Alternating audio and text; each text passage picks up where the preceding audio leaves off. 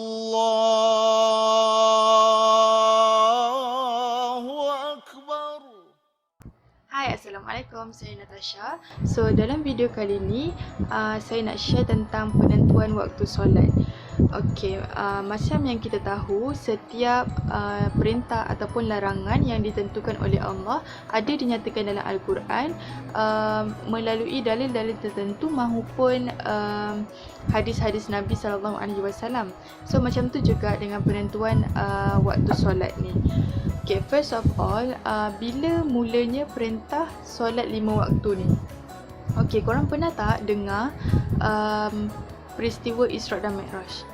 Dalam peristiwa tu sebenarnya kita umat Islam ni diperintahkan oleh Allah untuk solat 50 waktu sehari semalam. Korang bayangkan 50 waktu sehari.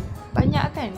So long story short, sewaktu Nabi Muhammad nak turun ke bumi melalui syurga di tingkat 7, Nabi Musa bertanya kepada baginda, apakah yang telah dikatakan kepadamu wahai Muhammad? So apa yang Nabi Muhammad jawab? Baginda menerangkan bahawa baginda dan umatnya diperintahkan untuk solat 50 waktu sehari. So Nabi Musa pun terkejut. Kenapa? Sebab umat Nabi Musa ni yang kuat, yang jauh lebih kuat dan hebat daripada umat Nabi Muhammad pun tak mampu nak lakukan solat 50 waktu sehari. Jadi Nabi Musa suruh Nabi Muhammad ni untuk kembali kepada Allah dan minta supaya Allah mengurangkan jumlah solat tersebut. Okay, so Allah pun kurangkan daripada 50 kepada 45 kepada 40 dan proses pengurangan tersebut berlanjutan sehinggalah pada akhirnya kita hanya diperintahkan untuk solat 5 waktu sahaja sehari.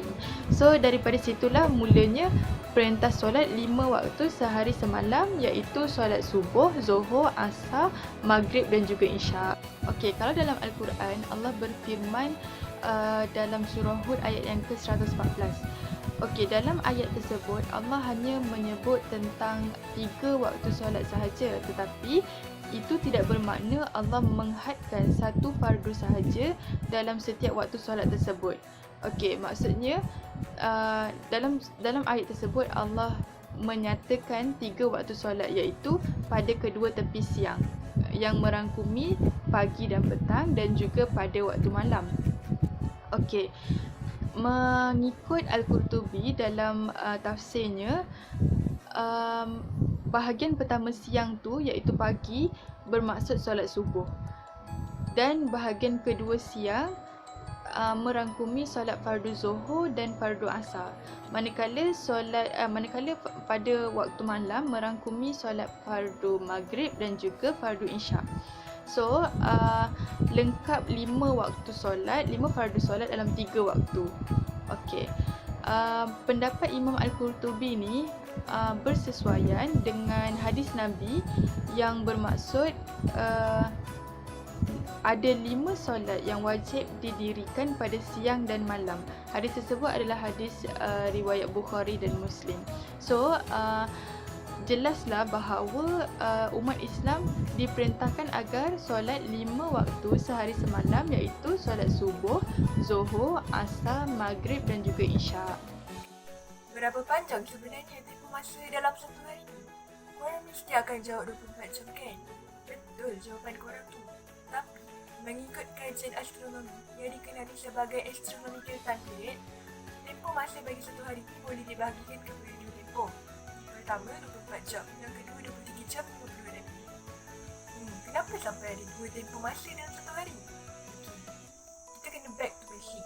Tempoh masa bagi satu hari ni sebenarnya bergantung kepada tempoh masa bagi bumi untuk berputar pada faksinya sebanyak 360 darjah. 24 jam kita kenali dia sebagai soladi, manakala 23 jam 56 minit kita kenali dia sebagai sidereal.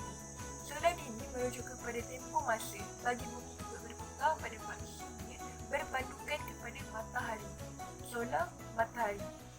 Berpandukan kepada matahari ni maksudnya matahari itu perlu berada pada lokasi yang sama seperti lokasi asal pada hari sebelumnya. Contoh, bayangkan saya adalah bumi dan depan ni matahari. Sebelum putaran, bumi dan matahari menghadap. Jadi untuk melengkapkan satu soladi, bumi tu perlu menghadap matahari semula dalam keadaan menghadap. Jadi selepas putaran 360 darjah, bumi tu perlu menghadap semula matahari macam ni, baru lengkap lah soladi. Tapi kalau matahari tu tidak menghadap pada bumi macam ni, contoh matahari dekat sini, bumi dekat sini. Okay, bumi tu tak betul-betul menghadap matahari. Sepatutnya menghadap kan, tapi dia tak betul-betul menghadap. Jadi bumi tu lah yang perlu berputar lebih sedikit supaya betul-betul boleh menghadap matahari. Okay, barulah lengkap satu soladi. Kenapa bumi yang kena berputar? Sebab kita tahu matahari ni satu benda yang fixed point. Dia ada pada satu tempat yang sama je, tak berubah, dan dia hanya ada satu je dekat alam semesta. Jadi seperti kita tahu juga, bumi ni bukan dia berputar dengan paksa dia je, tapi dia mengelilingi matahari iaitu melalui orbit. Jadi bumi lah yang perlu berputar untuk betul-betul betul-betul menghadap matahari bagi melengkapkan satu soladi yang bersamaan dengan 24 jam. Okey, sidereal day pula merujuk kepada tempoh masa bagi bumi untuk berputar pada paksinya berpandukan kepada bintang. Seperti yang kita tahu, banyak kan bintang dekat langit tu. Jadi sebelum putaran dan selepas putaran, bumi tu memang akan menghadap bintang. Jadi lengkap satu sidereal day. Jadi sidereal day dia tak ambil masa lebih macam soladi lah. Soladi tu 4 minit lebih daripada sidereal day. Iaitu tadi sidereal day 23 jam 56 minit kan. Soladi 24 jam kan.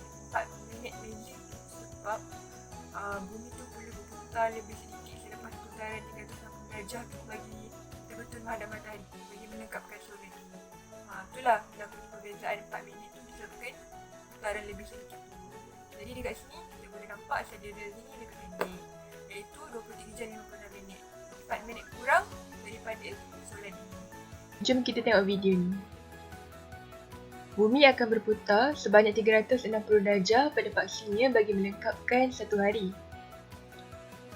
Anak panah ini menunjukkan tempoh sidereal day sudah lengkap, tetapi tempoh soladi masih belum lengkap kerana bahagian bumi yang bertanda anak panah ini masih belum betul-betul menghadap matahari. Jadi, bumi perlu bergerak lebih sedikit, iaitu sebanyak lebih kurang 1 darjah supaya boleh betul-betul menghadap matahari dan lengkaplah satu soladi yang bersamaan dengan 24 jam.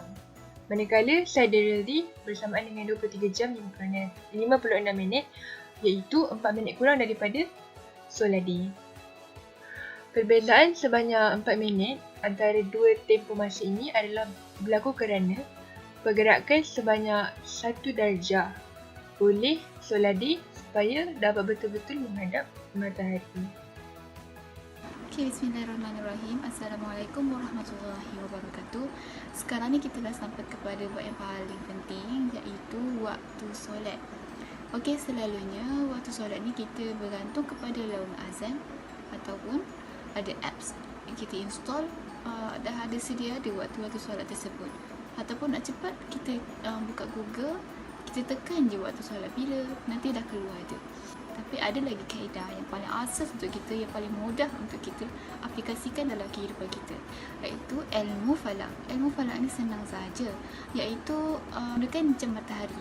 Jam matahari itu ialah menggunakan objek yang diletakkan di bawah matahari, dan kemudian hasil bayangan yang dihasilkan oleh pergerakan matahari itulah yang menunjukkan waktu-waktu solat tersebut. Okey, macam mana pula kalau waktu solat subuh dan isyak di mana dia tidak ada cahaya matahari yang begitu jelas? Okey, sebenarnya kalau waktu solat subuh ini dia bergantung kepada kemunculan fajar. Oleh itu, waktu solat subuh ini iaitu ada dua kemunculan fajar, iaitu fajar kazib dengan fajar sadiq. Okey, macam mana pula kalau fajar kazib dengan fajar sadiq ini? Fajar kazib ini adalah fajar bohong namanya. Sebab apa dia fajar bohong? Sebab dia fajar pertama yang muncul sebelum fajar sadiq. Okey, fajar kazib ini dia fajar bohong sebab apa dia? Seakan-akan macam fajar sadiq. Dia kemunculan dia cahaya yang muncul, cahaya matahari dari timur menghala ke langit, iaitu ianya tidak sempurna macam saya tunjuk dalam gambar ini. Dan juga cahaya fajar kazib ini kemunculan ini sekejap sahaja, iaitu dia kemunculan cahaya kemudian dia gelap semula. Okey, kemudian barulah muncul Fajar Shadiq. Fajar Shadiq inilah yang menunjukkan masuknya waktu solat subuh, iaitu Fajar Shadiq ini rupa dia cahaya yang sempurna, iaitu dari cahaya yang menegak dari timur ke barat, iaitu memang menegak dan sempurna sahaja, dan dia juga tegak seakan dari timur ke selatan. Okey, itu adalah waktu solat subuh. Kemudian waktu solat isyak pula, saya teruskan kepada solat isyak. Okey, waktu solat isyak dia bermula apabila syafaq ahmar telah hilang. Syafaq ahmar ni menurut ahli falak dia adalah mega yang berwarna kemerahan setelah terbenamnya matahari di ufuk barat. Waktu solat isyak bermula apabila syafaq ahmar ni telah hilang. Dan waktu solat isyak ni juga berlarutan sehingga munculnya Fajar Shadiq, iaitu waktu solat subuh, iaitu sehingga ke pertengahan malam dan juga sehingga ke waktu solat subuh muncul. Okey. Dan untuk waktu-waktu solat Zuhur, Asar pula, saya akan tunjukkan contoh-contoh demo video yang saya akan tunjukkan sebentar lagi. Okey, baiklah, sekarang saya nak tunjuk contoh demo menggunakan peralatan apa yang saya ada saja.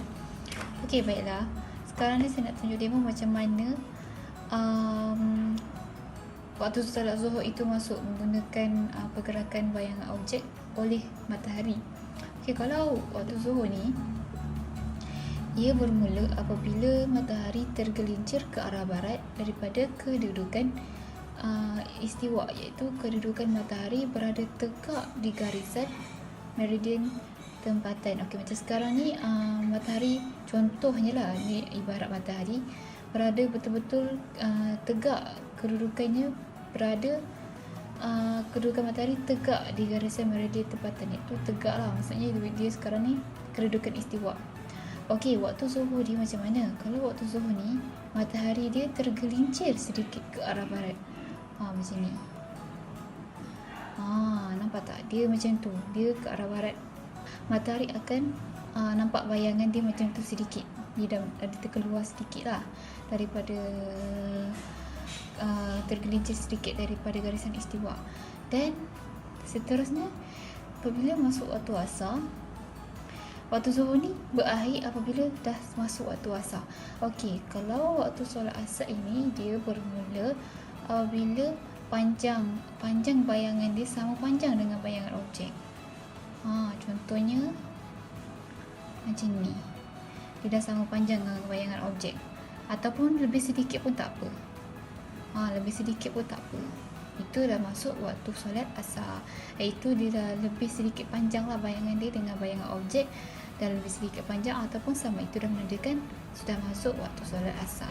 Okey, bagaimana pula dengan maghrib? Maghrib ini pula apabila dah terbenamnya keseluruhan cakra matahari di ufuk barat. Dah terbenamnya keseluruhan cahaya matahari di ufuk barat. Okey, di ufuk barat macam ni. Dia ada bayangan pasti dah tak ada. Faham tak? Okey, dia dah terbenamnya cakra matahari di ufuk barat dan berakhir ketika hilangnya syafaq ahmar. Syafaq ahmar ni macam saya tunjukkan dalam gambar macam ni. Dia menurut ahli falak ianya adalah mega yang berwarna kemerahan setelah terbenamnya matahari di ufuk barat.